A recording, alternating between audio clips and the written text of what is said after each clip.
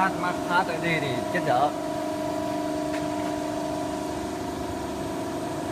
32 lá cắt rồi.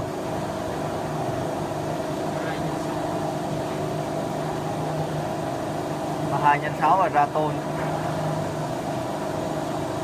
2 lá tá cắt được.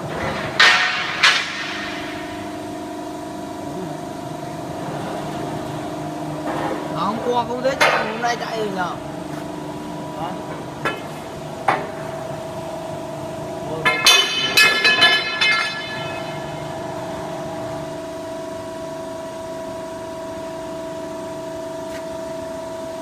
Ô đây